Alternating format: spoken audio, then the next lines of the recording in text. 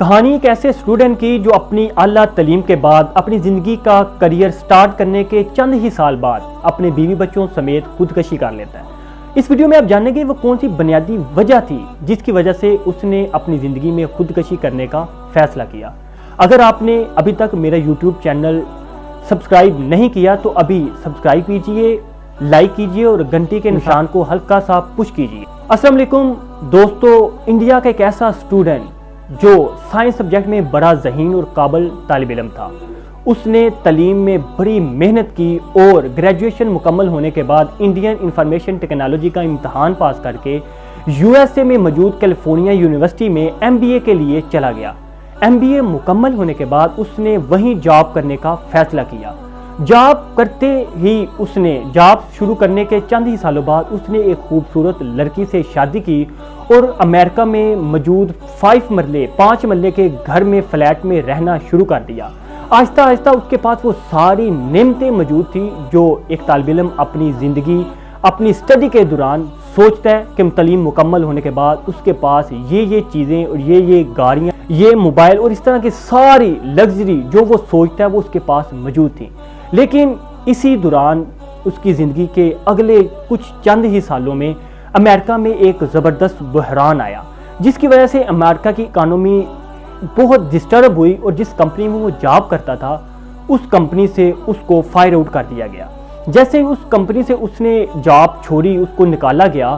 تو اس نے کسی اور کمپنی میں کم اجرت پر، کم سیلری پر اپنی سی وی جمع کروائی، لیکن وہ وہاں بھی جاب حاصل کرنے میں ناکام رہا۔ اسی دوران اس کی زندگی مشکلات کی طرف بڑھتی گئی اور آخرکار جس گھر میں وہ رہتا تھا اسی گھر سے اس کو کرایہ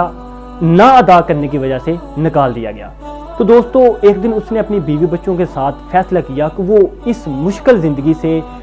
چھٹکارا پانے کے لیے خودکشی کر لیں۔ تو اس کی بیوی اس کے ساتھ ایگری ہوگی۔ تو ایک دن اس نے اپنی بیوی اور بچوں کو گولی کے ذریعے مار دیا، فائر کیا اور مار دیا، اور اس کے بعد اپنے آپ کو فائر کر کے وہ خود بھی خودکشی کر کے اس دنیا سے چلا گیا۔ جب کیلیفورنیا کی انویسٹیگیشن ٹیم نے اس کی تصدیق کی، اس کی انویسٹیگیشن ٹیم اس کے دوستوں، اس کی فیملی اور جن لوگوں کے ساتھ اس کا رابطہ زیادہ تھا ان کے ساتھ جب انہوں نے ملاقات کی اور ان سے پوچھا تو انہوں نے بتایا کہ اس بحران اور مشکل اور پریشانی سے تنگ آ کر اس نے ہمیں بھی صحیح طرح نہیں بتایا اور اتنا بڑا فیصلہ کر کے اپنی اور اپنی فیملی کا خاتمہ کر دیا۔ تو جب انویسٹیگیشن ٹیم نے اپنا سارا سروے مکمل کیا تو انہوں نے یہ چیز نوٹ کی اور یہ سٹیٹمنٹ جاری کی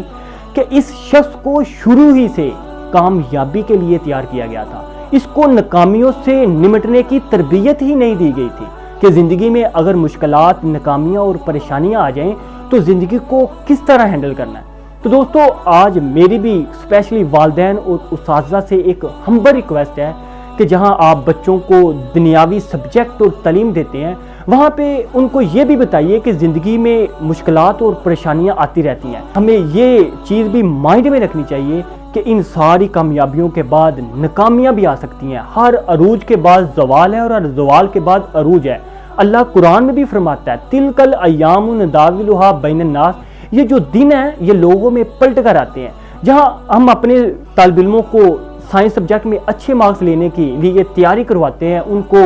محنت کرنے کا بتاتے ہیں، وہیں پہ ہمیں یہ بھی ان کو بتانا چاہیے کہ زندگی میں اگر سازگار ماحول نہ میسر ہو، زندگی میں اگر مشکلات اور پریشانیاں آ جائیں تو ہمیں ان کو صبر اور ہمت کے ساتھ ان کا مقابلہ کرنا چاہیے، ان کو برداشت کرنا چاہیے اور اپنی زندگی کے سفر کو بہت جلد ختم کرنے کا نہیں سوچ لینا چاہیے۔ تو دوستو، جب ہم ان چیزوں کو اپنے بچوں کی طرف ٹرانسفر کریں گے، ان کو یہ بتائیں گے کہ زندگی میں دنیا میں اگلا بحران کب اور کیا ہو سکتا ہے یہ ہمیں نہیں پتا، تو وہ یقیناً اپنے مائنڈ میں یہ چیز بٹھا لیں گے کہ اگر ہماری زندگی میں مشکلات اور پریشانیاں آتی ہیں تو ہم نے ان کو بڑے اچھے طریقے سے ہینڈل کریں۔ ہم بچے کے پیشن کو تلاش کریں، وہ کون سا کام کرنا پسند کرتا ہے، وہ کس شعبے میں اگر جائے تو وہ اپنی زندگی خوشگوار گزار سکتا ہے۔ اگر زندگی میں بحران آ جائے، مشکلات آ جائیں، اکانومی ڈسٹرب ہو جائے، تباہ ہو جائے، لیکن اگر وہ اس کام پہ لگا ہوا ہے، جو کام وہ دل و جان سے کرنا پسند کرتا ہے،